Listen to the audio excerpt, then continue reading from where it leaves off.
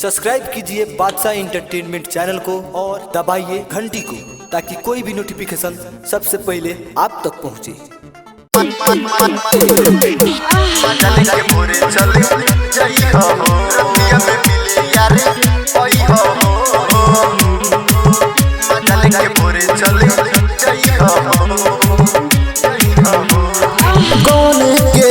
अभी ससुरा में बानी परती परल बाटे हमरो जमानी। कौन के आइले अभी ससुरा में बानी परती परल बाटे हमरो जमानी। जाने रतिया में मिले यार ओई हो मजल के भोरे चले जई हो रतिया में मिले यार ओई हो मजल के भोरे चले जई हो मजल के भोरे चले जई हो रतिया में मिले यार ओई हो मजल के भोरे चले जई हो मजल के भोरे चले जई हो। गौना करा के चल गइलो बहरा जरत जवानी मार हो खाना बना के राखम इयरऊ कोके सर हो सिंगार हो कोके सर हो सिंगार हो।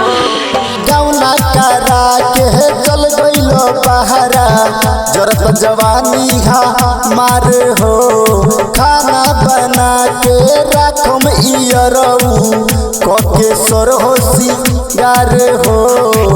रतिया में भर पेटे खई हो मजल के भोरे चले जई हो रतिया में मिले यार ओई हो मजल के भोरे चले जई हो मजल के भोरे चले जई हो रतिया में मिले यार ओई हो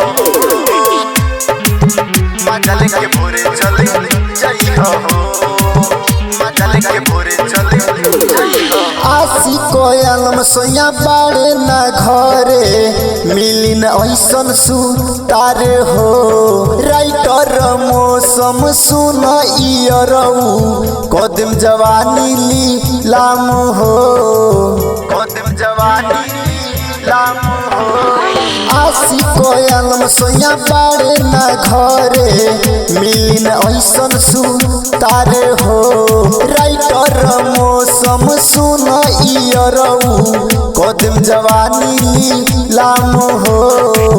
आके 2-4 दिन रही हो मजल के भोरे चले जई हो रतिया में मिले यार ओई हो मजल के भोरे चले जई हो।